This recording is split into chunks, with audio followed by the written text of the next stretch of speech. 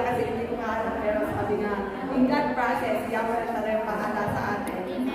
Bali, 1 month ako po, noong 20, lumabas na yung visa ko, thank you Yahweh siya rin. Kasi ano, yung naging process niya, success, at hindi ko na kailangan mag-exit, diretso ako sa amo. Thank you Yahweh siya rin, wala akong anak na pinapabayaan. Then, pangako ko, I praise you tonight.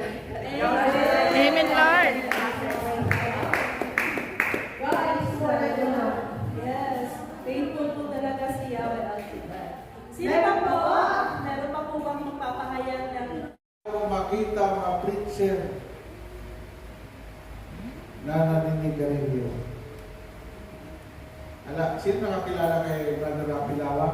Siya ang unang head ng gospel choir. At sabi niya, pre, kahit ang gawin ko, hindi talaga pwedeng tanggalin ko ang sigarilyo. Bakit? Nagnanaway, pre. No? Siya yung kami yung kauna-unang tinawag kasi noong 80s, 90s, hindi pa may ipit si Brother Mike. Naging may ipit siya noong 90s na. Kasi milyon na ang dumatang sa gawain. Eh, si Brother Rapi, nagtatago ko. Pre, tigil mo na yung ano mo. Hindi sila po sa risa.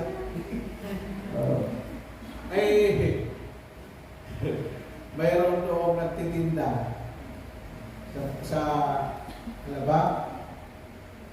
Ang sabi ni Paring Rapi, pati pabili nga ng 5 hope. Sabi ng nagtitinda, Paring Rapi, pinang Brother Michael, bawal na. Sabi niya, hindi ko sinabing hope, pabili ng 5 store. Alam mo, simula na pahiya siya, doon, iba ko ang maranalis doon na siya tumigil sa panigarilyo. At ang ginamit ni Lord para maalis ang sikit panigarilyo niya, tuwing siya ay nilalaway, kukuha siya ng store. Sabi niya, gano'n pala, iba talaga pamamaran ng Diyos pamamaran na. Kung gusto mo magbago, hindi mo kayang gawin yan. But God will make a way. Amen. Purihin ang Panginoon naman! Okay? So ito, number 4. What are the 4 rules of the Holy Spirit? No? Scriptures describe the Holy Spirit personal, not as a impersonal force. When it say that He, number 1, teaches, tuturuan kanya. Yan ang papel ng Holy Spirit, ituturo sa iyo ang tama. Tuturuan ka siya na mamuhay ng ayon sa katuwiran, ayon sa kabanalan ng Diyos. Amen? Ang salita ng Diyos, ito ang tinuturo ng Diyos, ng Holy Spirit. Makinig kayo. Hindi lamang sa tinapay na bubuhay ang tao, sa bawat salita ng mga tao sa bibig ng Diyos. No? Siya ang magtuturo sa atin. Kailan ang tao ayaw makinig. Alam mo, pinang-paborito ng Holy Spirit.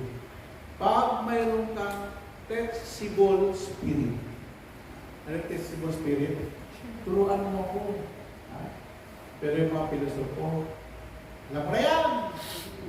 Sabi ng mga matatanda ron eh. Kasi ako nag-umpisa ako preacher, bata pa ako, si Mary. Sabi ng mga matatanda, Nako! Bay! Mapunta ka pa lang! Pabalik na kami. Sabi mo, bakit di kita nasa lubong, lolo? Dapat, pagbalik mo, nasa lubong kita. Sino mong kapilusupuan ng matatanda? Papunta pa lang, pauwi na kami. Bakit tayo nagtagpo? Pero ang tao may teachable spirit, willing umupo, willing makinig, at willing tumanggap ng pagkakamali. Amen? Amen! And number 2, the Holy Spirit guides. Siya yung ating aking gabay patnubay sa mundo ito. Alam niyo ba, the Holy Spirit gives direction of our life. Oh, okay. Dito ka naman. Oh, nandiyan ka naman. Okay. Number 3, the Holy Spirit comfort. Isa sa mga gawain ng Holy Spirit is our comforter. Iko-comfort ka niya pag nalulungkot. Pag gusto mo pamamatay, sabihin ng Holy Spirit, Amen?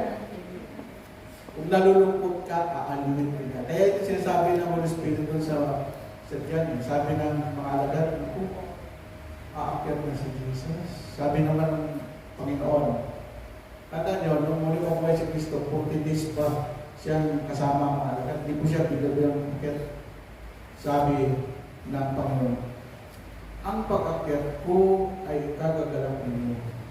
Sapagkat sa pag-akyat ko, bababa ang Espiritu Santo upang maging gabay at paglubay ninyo sa inyong paglalakbay sa mundo ito.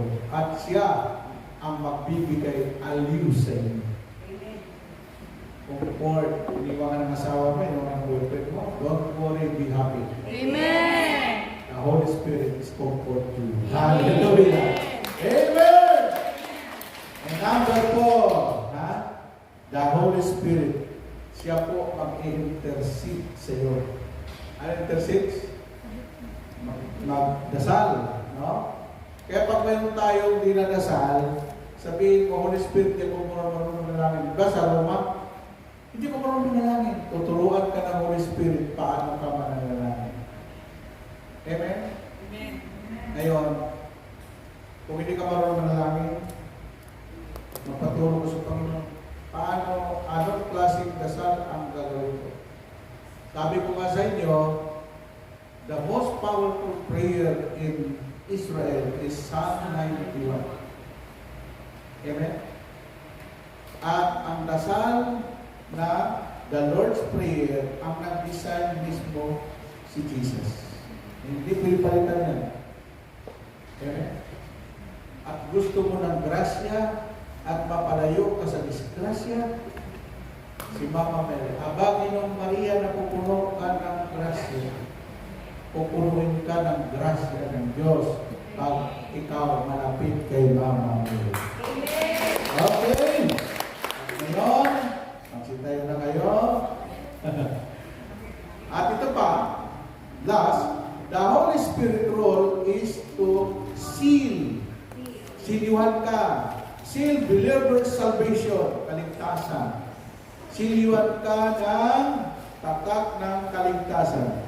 Reveal God's thought and teach and guide to the all believers. Yan. Na Ephesians 4, huwag yung dulutan ng pigati ang Espiritu Santo sapagkat ito ang tatak ng Diyos sa inyo bilang katibayan ng inyong katubusan pagdating ng takdang panahon, takdang araw. Taas natin ang ating mga kamay. Thank you, Lord. Thank you, Jesus.